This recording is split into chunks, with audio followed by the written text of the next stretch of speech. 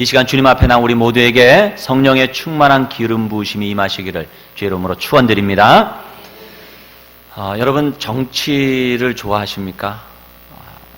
신문을 통해서 매스컴을 통해서 우리에게 보여지는 정치의 모습은 한마디로 말하면 정이 떨어집니다. 온갖 흑색 선전과 비난과 비방이 난무하죠. 특별히 이제 총선이 가까우니까 공천 갈등이라고 하는 말, 그리고 총선용이라고 하는 말, 비난, 수많은 이야기들이 매스컴을 덮고 있고 그들의 모습을 보는 것이 결코 우리 마음이 기쁘지 않아요. 사람의 말이라고 하는 것이 사람을 살리기도 하고 또한 죽이기도 하는 것입니다. 야고보서 전체를 꿰뚫고 있는 주제 가운데 하나가 있다면 그것은 말에 대한 것이에요. 야고보는 말의 파괴력이 얼마나 큰지를 알기 때문에 거듭 말에 대한 말씀을 우리에게 전해주고 있습니다. 오늘 본문 말씀에서 야고보는 우리가 혀를 잘못 쓰는 경우를 두 가지를 이야기해주고 있습니다. 첫째는 비방하지 말라. 둘째는 자랑하지 말라. 자, 비방하지 말라, 자랑하지 말라. 이런 말은 기독교인들뿐만 아니라 다른 종교를 믿는 사람들 뿐만 아니라 종교가 없는 일반 사람들도 다 이야기하는 상식적인 덕에 속하는 말입니다. 그러나 야고보의 말과 다른 종교나 일반 사람들이 이야기하는 그 말에는 차이가 나요. 어디서 차이가 나느냐? 그 말을 하는 이유에서 차이가 나요. 그리고 그 차이 때문에 이 말은 상식적인 덕의 수준을 넘어서서 신학적인 차원에 이르는 것입니다. 그리고 그것을 우리가 오늘 함께 나누면서 하나님의 음성을 함께 듣기를 원합니다. 왜 우리가 비방하면 안 됩니까? 첫째로 우리가 형제 자매를 비방할 때에 그것이 율법을 비방하는 것이 되기 때문이라고 이야기합니다. 11절에서 야고보가 말합니다. 형제들아 서로 비방하지 말라. 형제를 비방하는 자나 형제를 판단하는 자는 곧 율법을 비방하고 율법을 판단하는 것이라.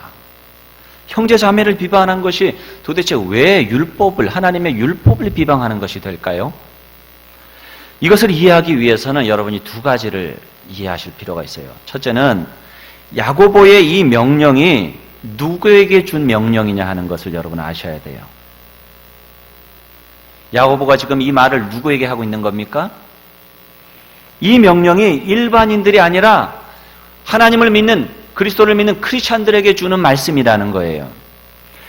서로 비방하지 말라고 하는 말 앞에 어떻게 시작을 하고 있어요? 형제들아. 예수 그리스도를 믿는 사람은 주님 안에서 형제와 자매입니다. 그래서 형제들아 하는 것은 이 말이 곧 크리스찬들에게 주는 말씀이라는 거예요. 그래서 여기서 비방은 일반적인 그런 비방이 아니라 예수 그리스도를 영접해서 형제 자매된 사람들에게 대해서 비방하지 말라는 이야기예요. 두 번째로 이것을 이해하기 위해서 왜 이것이 비방을 하는 것이, 형제를 비방하는 것이 율법을 비방하는 것이냐 이해하기 위해서는요, 야고보가 말하는 율법이 무엇인가 하는 것을 이해해야 돼요. 여기서 율법은 구약이나 십계명 같은 우리가 생각하는 일반적인 구약 성경을 이야기하는 것이 아니고요. 야고보서 전체를 읽어보면 야고보서 1장 25절에 나오는 자유롭게 하는 온전한 율법, 곧 사랑의 법, 성령의 법을 의미하는 것입니다. 그래서 여러분, 구약 시대의 생활 원리와 신약 시대의 생활 원리가 차이가 있는데요. 어떤 차이가 있는지 아십니까? 사람들에게 질문을 하면 흔히 이렇게 얘기해요. 구약은 율법이고 신약은 은혜다. 맞는 말이에요. 구약은 율법이고 신약은 은혜다. 그런데 이것을 조금 더 구체적으로 이야기를 해보면 구약은 문자이고 신약은 성령입니다. 문자라고 하는 것은 외적으로 해야 될 것과 하지 말아야 될 것을 표현해 줌으로써 어떻게 사는 것인가 하는 것을 가르쳐 줍니다. 그러나 성령은 우리 안에 인격이시죠. 우리 안에 들어오셔서 무엇이 옳은지, 어떻게 사는 것이 바른 삶인지를 가르쳐 주는 거예요. 그래서 율법은 우리가 어떻게 살아야 되는지를 문자로서 우리에게 가르쳐 주기는 하지만 그것이 우리에게 그렇게 살아갈 수 있는 능력까지 주지는 못합니다. 그러나 성령님이 신약시대에는 우리 가운데 오셔서 어떻게 살아야 될지에 대해서 우리의 길을 알려주시고 조명해 주실 뿐만 아니라 그것을 깨닫게 해주시고 믿게 해주시고 또한 그것을 향해서 기쁘게 순종할 수 있는 마음도 주시고 또한 행할 수 있는 능력도 주신다는 사실입니다. 이것이 구약과 신약의 차이예요. 구약에서는 어떤 상황에 대해서 그래서 어떻게 해야 한다는 것을 일일이 계명으로 다 만들어야 했기 때문에 구약 성경이 이렇게 두꺼워요. 그런데 신약에서는 자유함이 있는 거예요. 성령이 그 사람의 형편과 필요에 따라서 자유롭게 역사하시고 말씀하시기 때문입니다. 주의 영이 있는 곳에는 자유함이 있느니라. 성령이 우리 안에 자유롭게 역사하시는 거예요. 그 자유롭게 역사하시는 성령님께 우리가 자원하는 마음으로 순종하면 되는 거예요. 그래서 똑같은 크리스천이지만 똑같은 상황에서 어떻게 해야 된다 하는 것이 다를 수가 있어요.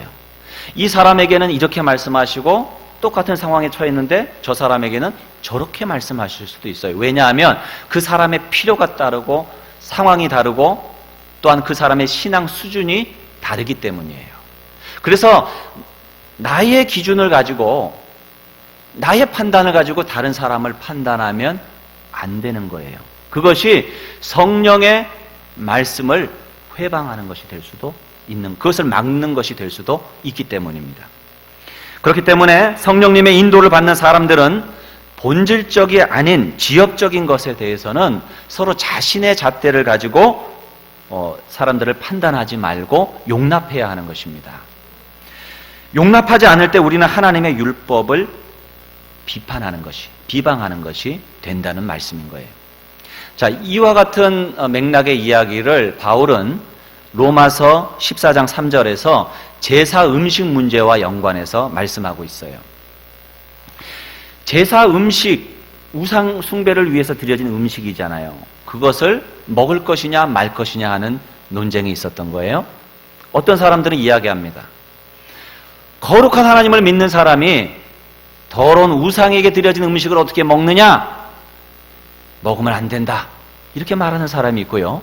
또 한편에서는 그게 뭔 소용이냐? 우상이 어딨냐? 귀신이 어딨냐? 그거 아무것도 아니고 음식은 음식일 뿐이다. 먹어도 아무 지장 없네. 값도 싸고 좋다. 이렇게 이야기를 하는 거예요. 여기에 대해서 사도 바울이 이야기를 합니다. 로마서 14장 3절입니다.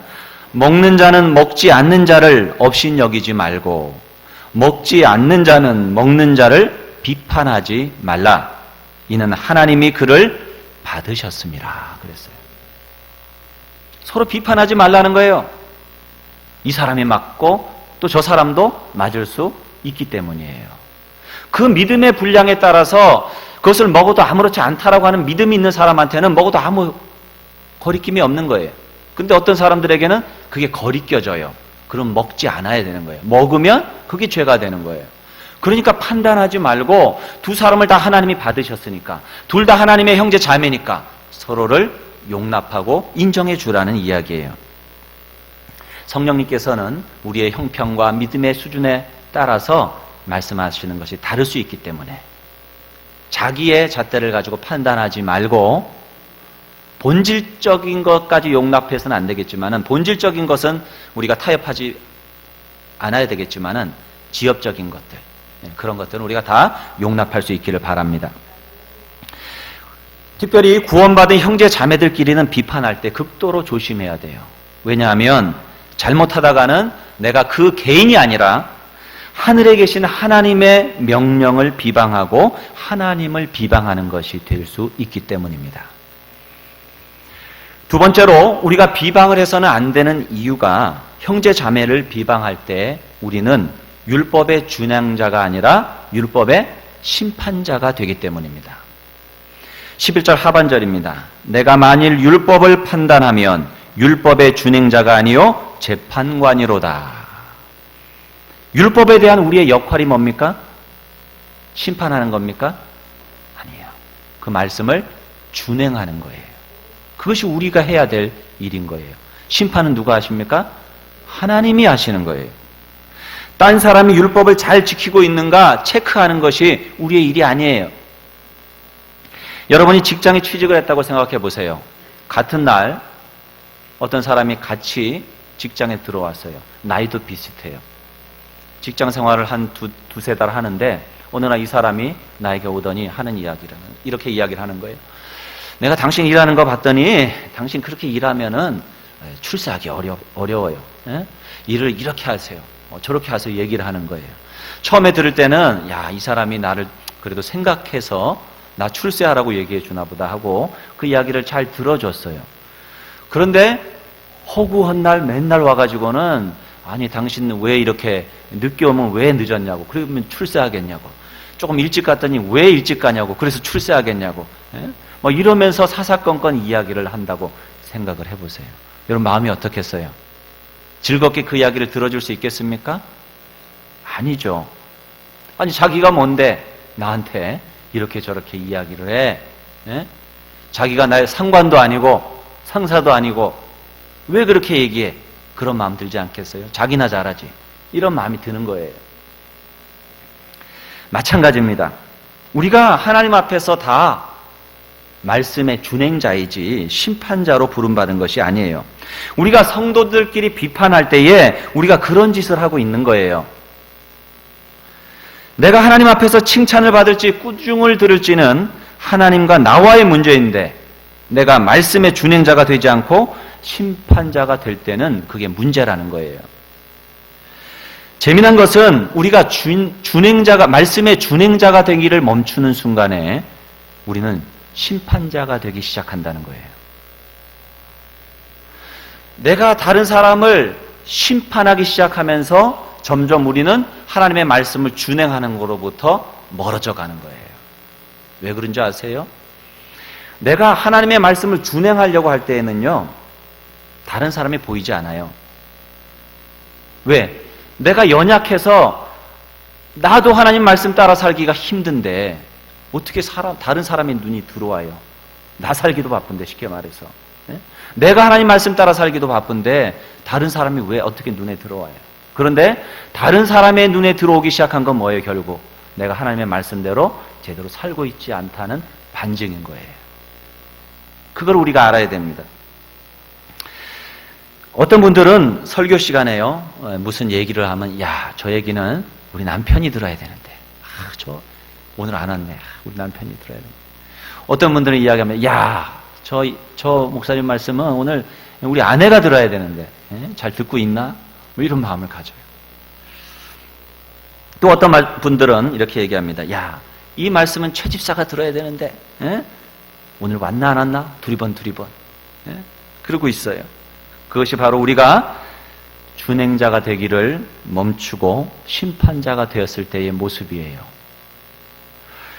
우리가 심판자가 되기 시작하면은 우리는 하나님의 말씀을 따라 살기보다는 다른 사람들 머리 위에서, 꼭대기에서 군림하려고 하게 되는 거예요. 야, 이 설교는 우리 교회에 꼭 필요한 설교야. 만약에 여러분 이렇게 들어도 마찬가지예요. 설교를 우리 교회에 필요한 설교라가 아니라 나에게 주는 말씀으로 들을 수 있어야 돼요. 아, 저 말씀은 목사님, 오늘 말씀은 저에게 주시는 말씀이네요. 이것이 바른 자세인 거예요. 우리 각자 한 사람 한 사람에게 나에게 주는 말씀이 될 때에 우리는 말씀의 준행자가 되는 것입니다.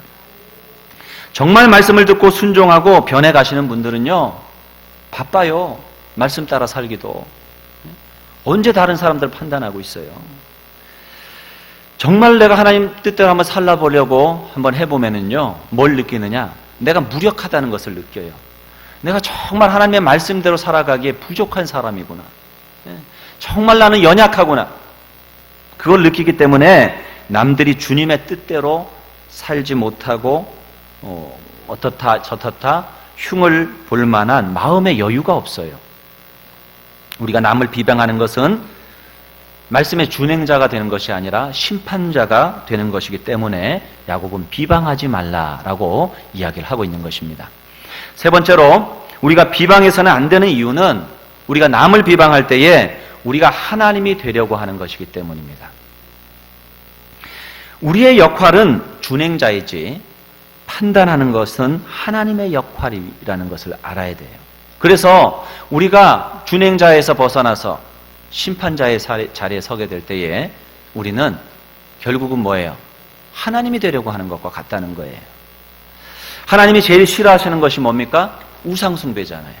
그런데 우상숭배를 뛰어넘어서 다른 신을 섬기는 것이 우상숭배인데 그것을 뛰어넘어서 내가 하나님이 되려고 한다라고 한다면은 하나님이 그것을 어떻게 생각하시겠느냐는 거예요.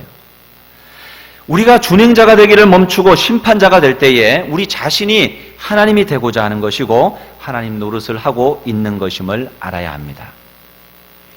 더구나 우리가 심판을 해도 그 심판이 공정한 심판이 되지 못해요. 하나님만이 공정한 심판을 하실 수 있고 그래서 심판자는 하나님뿐이신 것입니다.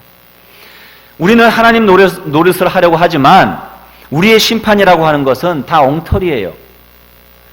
왜 그렇습니까? 우리는 객관적으로 사물을 볼 능력이 없기 때문이에요.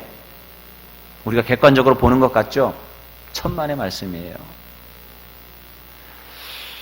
제가 이 세계적인 석학들을 이렇게 만나보니까 그분들이요, 공통점이 있더라고요. 겸손해요. 자기가 아는 것은 안다고 얘기하고 모르는 것은 모른다고 이야기해요. 그렇게 평생을 공부를 했는데 아는 것은 안다고 그러고 모르는 것은 모른다고 그러더라고요. 겸손하더라고요. 우리가요, 모든 것을 압니까? 몰라요. 우리가 아는 게 많습니까? 모르는 게 많습니까? 모르는 게 훨씬 많아요. 훨씬. 지금까지 인간의 과학이 발달해 왔지만 그 과학이라고 할 수 있는 것이 뭐 할 수 있어요? 의학이 많이 발달해서 인간의 수명이 많이 늘어났다고 하지만 아직도 뇌는 건드리지도 못해요. 약물 조금 할 뿐이지 뇌에 대해서 건드리지도 못해요. 이렇다 저렇다 말할 뿐이지. 여러분, 문제가 있는 부부의 이야기를 들어보면요, 아내의 이야기를 들어보면 그 남편은 정말 못된 사람입니다. 그런데 그 남편에게 또 이야기를 들어보면 그 아내는 아주 몹쓸 여인입니다. 어떻게 같은 일인데, 같은 관계인데 그렇게 생각이 다를까요? 왜 그럴까요? 사람들은 이것이 이렇다 저렇다 이야기를 하지만 결국 객관적으로 이렇다 저렇다 말하는 그 객관은 누구의 객관이에요? 자기의 객관이요, 자기의 경험이요, 자기의 느낌이요, 자기의 생각일 뿐인 거예요. 그것을 알아야 돼요. 이것을 모르면 무지한 거예요. 거기에 빠지게 되는 거예요. 여러분, 사람들은요, 다 자기 나름의 경험과 자기의 생각과 자기의 성격과 자기의 선호와 자기의 죄와 연약이라고 하는 것으로 채색된 안경을 쓰고 있어요. 어떤 사람은 빨간 안경을 쓰고 있고 어떤 사람은 파란 안경을 쓰고 있습니다. 빨간 안경을 쓴 사람은 세상을 바라볼 때 어떻게 봅니까? 세상은 빨갛다. 온통 다 빨갱이에요. 어떤 사람은 파란 안경을 쓰고 보면 온 세상이 다 파란 거예요. 그런데 빨간 안경을 쓴 사람이 자기가 빨간 안경을 썼다는 것을 모를 때에 세상은 빨갛다라고 하는 확신을 가지는 거예요. 파란 안경을 쓴 사람이 자기가 파란 안경을 썼다는 것을 모르기 때문에 이 세상은 파랗다라고 하는 확신을 가지는 거예요. 그래서 두 확신이 부딪혀요. 그럼 이게 말이 돼요? 서로 말이 안 되는 거예요. 서로 말도 안 되는 이야기를 하게 되면서 서로 싸우게 됩니다. 서로 비방하게 돼요. 안경이라고 하는 것을 우리가 마음의 안경을 쓰고 있다는 것을 먼저 알아야 돼요. 자기 한계를 알아야 돼요. 자기 부족을 알아야 되는 거예요. 그래서 우리가 어떤 사건과 일을 놓고서 객관적으로 볼 수 없기 때문에 사람마다 판단하는 것이 다 틀리다는 것입니다. 또 우리가 하나님 노릇을 하면서 남을 판단하는 것이 힘든 이유가 뭐냐 하면 우리가 사람의 동기까지 볼 수는 없다는 거예요. 하나님께서는 우리 사람들의 동기를 봐요. 사람이 동기가 선해도 그 결과가 나쁘게 나타날 수도 있습니다. 하나님은 그 동기를 살펴보셔요. 그러나 사람들은 그 마음의 동기를 알 수가 없어요. 왜 그런 말을 하고 왜 그런 행동을 했는지 잘 몰라요. 그런데 뭐예요? 자기가 모르면서도 추측하는 거예요. 그리고 평가하는 거예요. 우리가 겉으로 보는 것이 다 사실이 아니라는 것을 알아야 돼요. 우리가 보는 것이 다가 아니라는 것을 알아야 됩니다. 그렇기 때문에 우리가 사람을 판단하는 것은 90% 이상은 틀리다고 봐도 크게 틀린 말은 아니에요. 그래서 사도 바울은 고린도전서 4장 5절에서 아무것도 미리 심판하지 말고 하나님 오실 때까지 기다리라 이렇게 말씀했어요. 아무것도 미리 심판하지 말라는 거예요. 네가 다 아냐 말이에요. 네가 생각하는 것이 다 옳으냐는 거예요. 모르니까 주님 오실 때까지 판단하지 말고 미루라는 거예요. 사랑하는 성도 여러분, 우리가 왜 비방하면 안 되느냐 하면 우리가 비방하는 것은 우리가 하나님 노릇하는 것이기 때문입니다. 하나님 노릇하면서도 엉터리로 하나님 노릇하고 있는 거예요. 그런 가운데서 말로 우리가 상처를 주기도 하고 심하면 남의 삶을 망쳐버릴 수도 있어요. 그러면 여러분 가운데 질문하시기를 크리스천들은 판단도 하면 안 되냐? 그런 말은 아니에요. 사람이 자기 판단도 없고 생각도 없다면 뭐에다가 그 사람을 쓰겠습니까? 여러분 판단하는 것과 비방하는 것은 같은 말이 아니에요. 그러면 판단과 비방이 어떤 차이가 있습니까? 첫 번째로는 그 동기의 차이가 나요. 판단은 상대방을 위해서 긍정적으로 변하게 하기 위해서 하는 것이 판단이에요. 그러나 비방은 궁극적으로 부정적입니다. 사람을 다치게 하기 위한 목적이 있고 그 사람을 깎아내리고 그 사람의 신뢰를 깨버리고 그 사람을 외롭게 만들고 그 사람의 앞길을 막으려고 하는 그런 불순한 의도가 그 마음 가운데 있을 때 그것이 비난인 거예요. 우리가 잘못하면은요 기도 모임 좋잖아요. 그런데 기도 모임도 비방의 장소가 되기 쉬워요. 기도 제목을 나누면서 어떤 집사님 남편을 위해서 기도합시다. 그 남편이 이제 술을 끊고 그 아내를 패지 않도록 우리 기도합시다. 이렇게 기도 제목을 내놓으면 듣는 사람들, 그 남편을 모르는 사람들은 어떻게 생각하겠어요? 그 남편은 술을 먹고 아내를 패는 남자구나. 그렇게 알고 무서운 사람이다. 그렇게 생각할 거 아니에요. 사람도 아니다. 뭐 이렇게 생각할 거 아니에요. 또 우리 목사님을 위해서 기도합시다. 목사님이 인간적으로 목회하지 않으시고 지적인 설교를 하지 않도록 기도합시다. 이렇게 기도 제목을 내놓으면 그 목사님을 잘 모르는 사람은 어떻게 듣겠어요? 이 목사님이 인간적으로 목회하시고 지적인 설교를 하시는구나. 그런 분이구나. 이렇게 할 거 아니에요. 그렇죠? 우리가 기도한다고 하면서도 얼마든지 사람을 비방할 수 있는 거예요. 그렇기 때문에 우리가 말을 조심해야 됩니다. 언제든지 비방은 남을 다치게 하는 숨겨진 의도가 있고 판단은 그 사람을 바르게 고치려고 하는 좋은 의도가 있다라고 하는 동기의 차이가 있는 거예요. 두 번째는 어떤 차이가 있느냐? 근거의 차이가 있어요. 판단하는 사람들은 드러난 사실에 근거해서 판단을 합니다만은 비난을 하는 사람들은 사실이 아니라 그 동기를 추측합니다. 이래서 그랬어. 저래서 그랬어. 확인된 바는 없어요. 하나 가지고 그렇게 이야기를 하는 거예요. 그렇게 될 때 그것은 비난이 되는 것입니다. 세 번째는 그것을 어떻게 처리하느냐의 차이가 있어요. 판단하는 사람은 그 사람이 정말 잘못했다고 생각하면 그 사람을 찾아가요. 그리고 그 사람한테 이야기를 해요. 왜요? 그 사람이 잘 되기를 원하니까. 그 사람한테 물어봐요. 그리고 왜 그렇게 이야기를 했는지. 그런데 비방을 하는 사람들은 그 사람이 잘못됐다 그러면은 그 사람을 찾아가는 것이 아니라 그 사람만 빼고 다른 사람을 찾아가요. 그래서 그 사람들한테 이렇다 저렇다 자기의 추측성 이야기를 하는 거예요. 여러분, 우리가 판단을 할 수는 있어요. 그러나 비방을 하면 안 되는 거예요. 우리는 본인에게 찾아가야 돼요. 어떤 잘못된 일이 있고 그런 일이 있다면 그 사람을 찾아가야 돼요. 왜? 그 사람을 위해서 해야 되는 것이니까.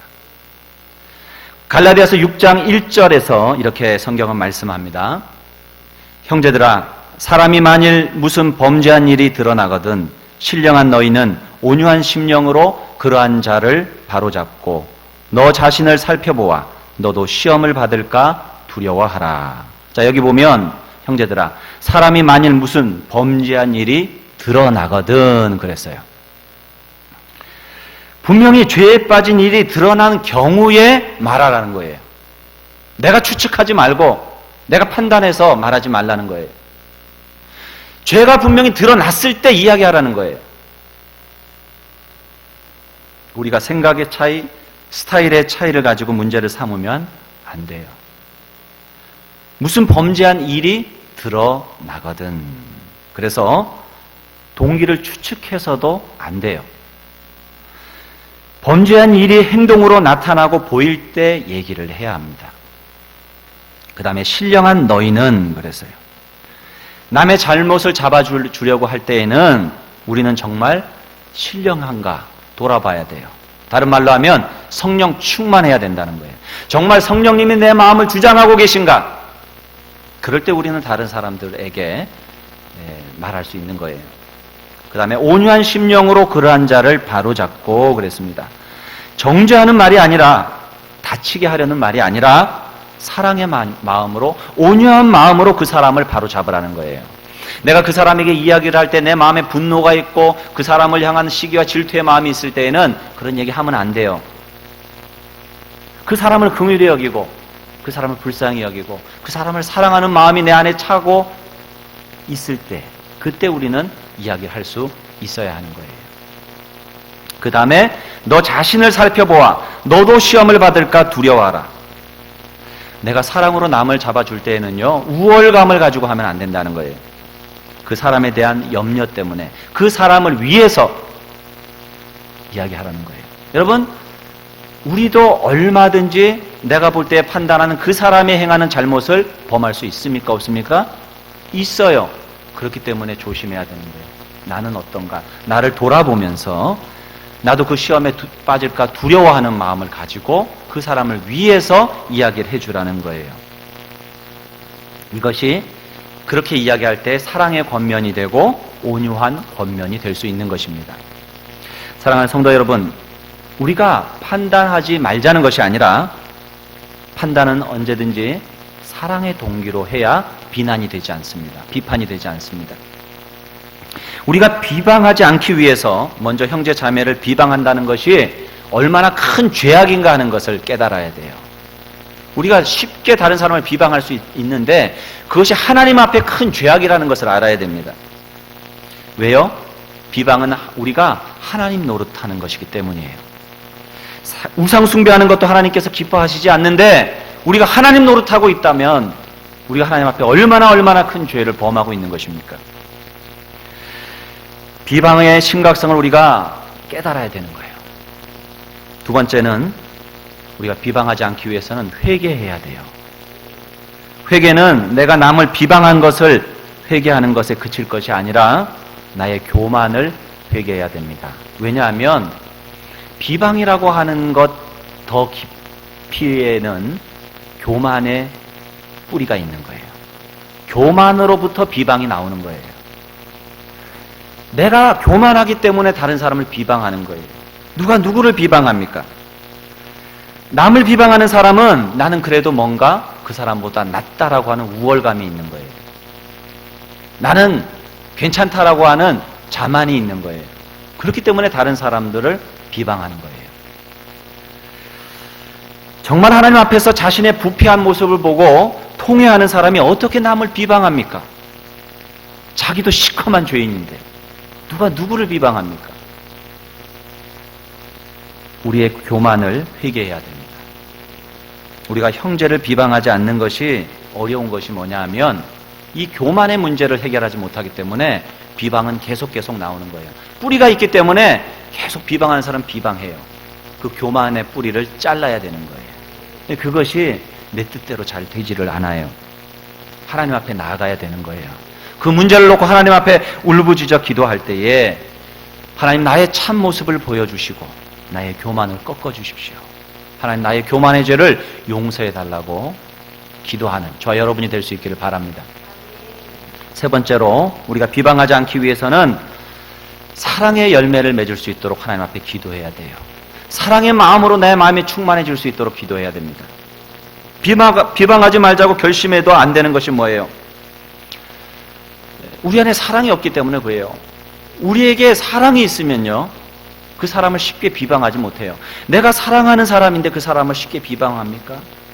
여러분, 부부끼리요, 사랑해서 결혼을 했을 때는요, 서로 비방 안 하잖아요.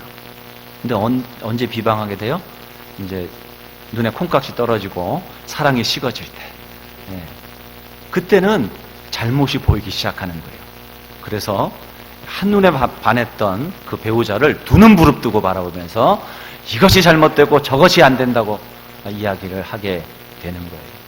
사랑이 식어진 까닭입니다. 사랑이 있어야 우리가 비난을 멈출 수가 있어요. 그러면 우리가 사랑의 열매를 위해서 주님의 마음, 주님의 사랑을 내 마음 가운데 부어달라고 기도할 수 있기를 바랍니다. 마지막으로 야고보가 4장 7절에서 얘기한 것처럼 우리가 비방하지 않기 위해서는 하나님께 순복하고 마귀를 대적해야 됩니다. 여러분, 마귀는요, 비난의 영이에요. 마귀는 거짓의 영이에요. 마귀는 어둠의 영이에요. 마귀는 분열의 영입니다.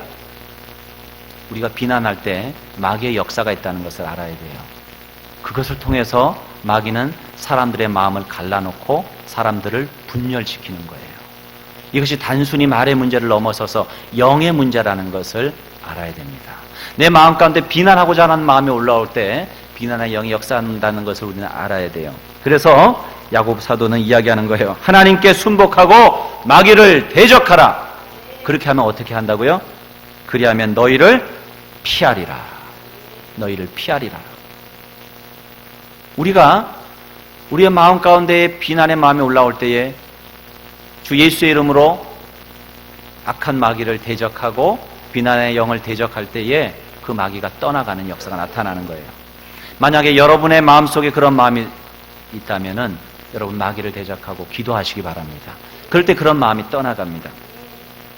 하나님 앞에서 우리가 남을 비방하는 것이 얼마나 큰 죄인가 하는 것을 깨닫고 하나님 앞에서 나의 교만을 회개하고 사랑의 마음을 위해서 기도하시고요. 우리가 비방의 영이 우리의 마음을 사로잡지 않도록 여러분 마귀를 대적하시기 바랍니다. 그래서 여러분의 삶과 가정과 교회 가운데 비방이 사라지고 진정한 사랑과 은혜가 넘치는 복된 삶, 주님 기쁘시게 해드리는 귀한 삶을 살아가는 주님의 백성들 다 되시기를 주의 이름으로 축원드립니다. 우리 함께 기도하겠습니다. 오늘 주신 말씀 붙들고 여러분 조용한 소리로 기도하십니다. 나에게 주시는 말씀입니다. 나에게 주시는 말씀입니다. 주님, 나에게 주시는 말씀입니다. 결단하며 나갑니다.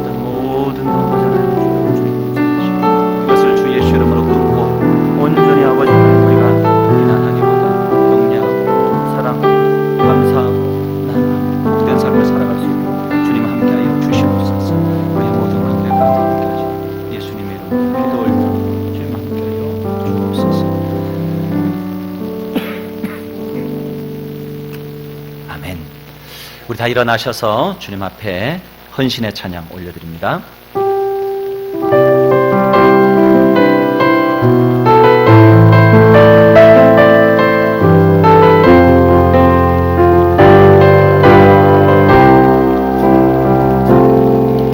여호와는 너에게 복을 주시기를 원하며 너를 지키시기를 원하시며 여호와는 그 얼굴을 너를 향하여 드사 은혜와 평강 주시기 원하노라. 너를 보배롭고 존귀하게 여기시는 하나님이 내 삶 속에서 이 약속을 진실하게 이루시니 땅에 기름진 것으로 하늘에 신령한 것으로 너를 복주시고 지키실 하나님이 너의 영혼 잘 되도록 은혜 베푸시며 평강으로 인도하시리.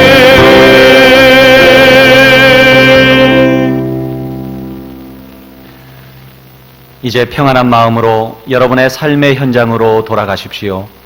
선한 일에 용기를 가지며 악을 악으로 갚지 마십시오.